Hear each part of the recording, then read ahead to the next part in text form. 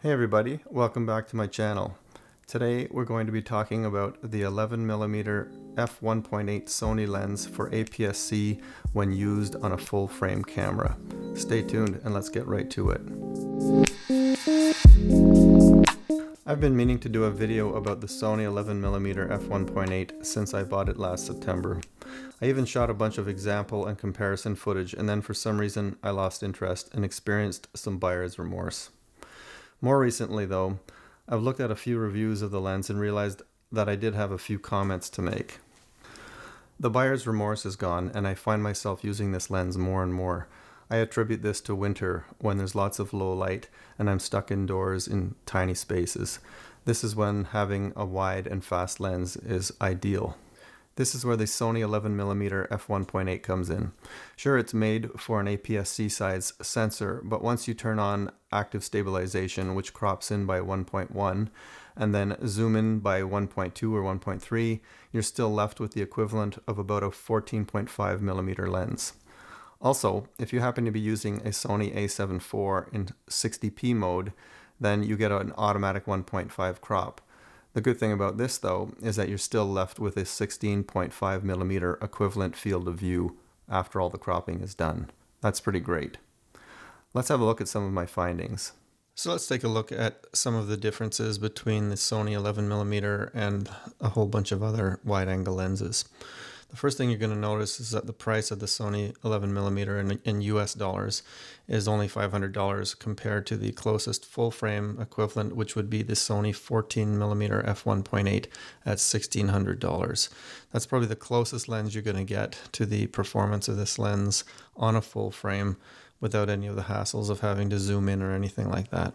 That's a huge difference in the cost, but also even in the weight. It's almost a third the weight as well with the Sony 11mm, and when you keep comparing with all the other lenses that are on there, you'll notice that it's a much smaller lens. Many of you may already know the size of the Sony 20mm, which is actually a pretty small lens, and at 373 grams it's more than twice the weight of the Sony 11mm. We'll take a look at the difference in the size in a sec. Now, the real power behind the Sony 11mm is that when you look at the active stabilization and when you put in a 60p crop, as you do in the A7IV, you'll notice that you get the equivalent of 16.5mm width, equivalent width, compared to the Sony 14mm where you only get 21mm. And it gets even wider as you go into other, or I should say, the field of view gets even less wide as you move into the other lenses. Now, when you combine it with a crop and with 60p, you'll get the widest equivalent at 18.2mm with the Sony 11mm compared to everything else that you see in there. Now, the only downside to this is that you're using a cropped part of the sensor, and it may cause a difference in the amount of quality that you'll see, but primarily you'll only notice that in lower light. That might be important for some people, but in my own personal uses, I've found that it doesn't really affect anything, especially when it's only a short clip. Next, let's take a look at a difference in the size. Now, when you see the physical size difference between the four lenses that I have, which is the Sony 11, the Sony 20, the Tamron 17 to 28, and the Laowa 12mm, it's a significant difference in the size as well as the weight. The weight is even a bigger difference than what you're seeing here. And as you've seen on the camera itself, it's a tiny lens. There's no question about that. Next, let's take a look at how these lenses perform on the camera while shooting video. This is my baseline using my 35mm f1.8 to show what the field of view is on the A7IV when in comparison to a bunch of wide-angle lenses. This is the base. That's why my head's cut off, because it's the last time I'm going to use this lens. This is the Sony 20mm f1.8 at f1.8, showing the difference between the 35mm that I just showed you. And I haven't moved anything, and I'm standing in the exact same spot. And I have standard stabilization on and at 30 frames per second. This is the Tamron 17 to 28mm f2.8 at 17mm and f2.8 to show you the difference in field of view using the other wide-angle lenses. We're using standard stabilization and 30 frames per second. This is the Laowa 20mm 0D lens. It's a manual lens, so hopefully I'm in focus because I'm just guessing at the focus amount. We're at f2.8 using standard stabilization and 30 frames per second. This is the Sony 11mm F1.8 lens. It's actually made for APS-C sensors, so you'll notice that we have all kinds of vignetting around the edges. Worse than vignetting, it's actually seeing the edge of the photo circle. And we have all stabilization off and no 30 frames per second. So you're seeing a true 11mm field of view. This isn't a fair field of view because it's unusable with this, although I could crop in post, but I'll show you what it looks like when I turn on active stabilization. This is the Sony 11mm F1.8 with active stabilization. You can still see some vignetting along the edges, and because I'm not moving, it's not that bad, but if I move, it moves all over the place. But this is what it looks like with that. And now this is what it looks like when I use the Sony 11mm F1.8 using active stabilization, which crops in by about 1.1, and then zooming in using clear image zoom by 1.2. Most of the vignetting is gone, or at least it's acceptable level now. But now I've lost the ability to focus on the eye. It isn't able to do that. And it's also disabled focus mapping. So I can't use manual focus as effectively. This is the 20mm F1.8 using 60 frames per second and active stabilization.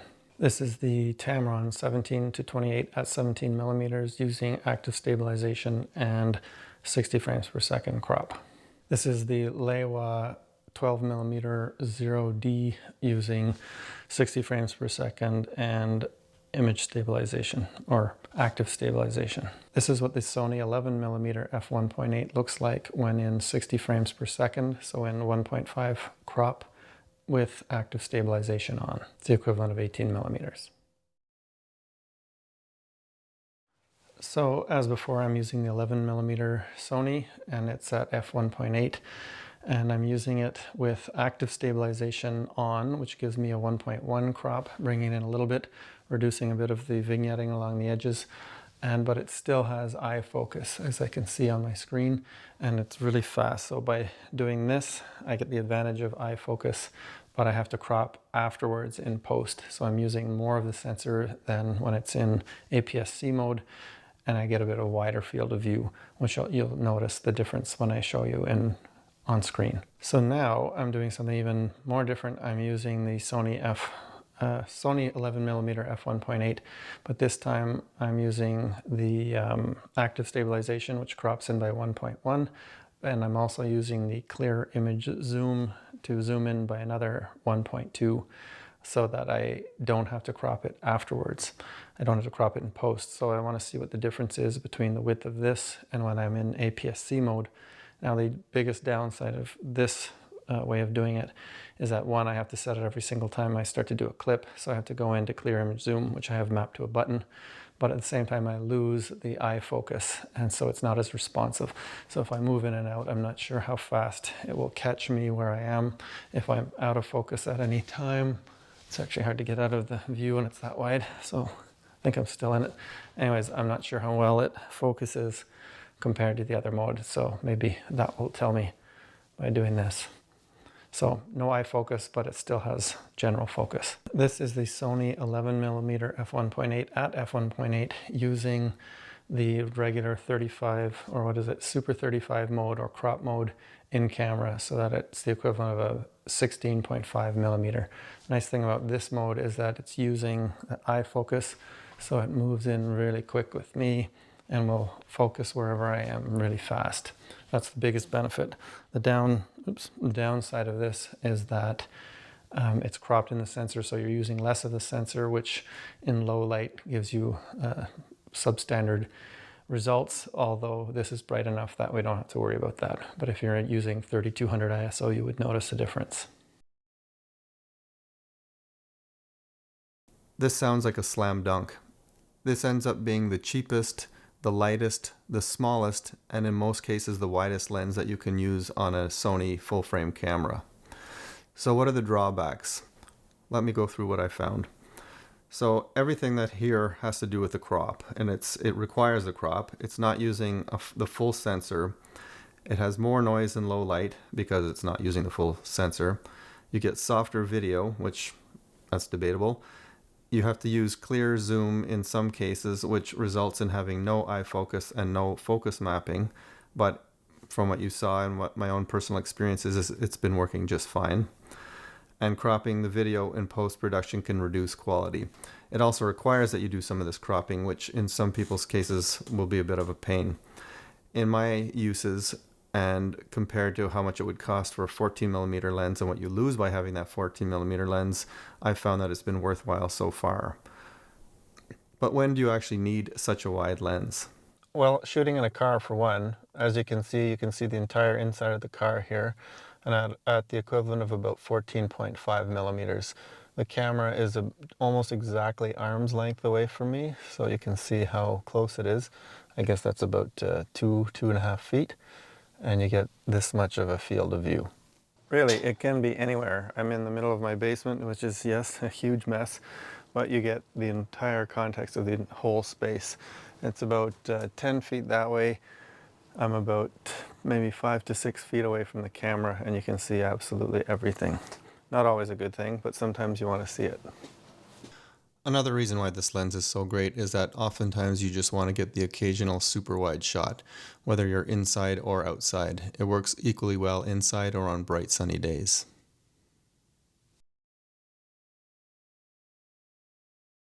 So let's see what it looks like when we use this as a vlogging camera or vlogging lens, where I can walk around and see how things warble around and see how much vignetting we get from the lens. Right now we only have the image stabilization on, so we're cropped by 1.1, but I have no other kind of cropping in camera.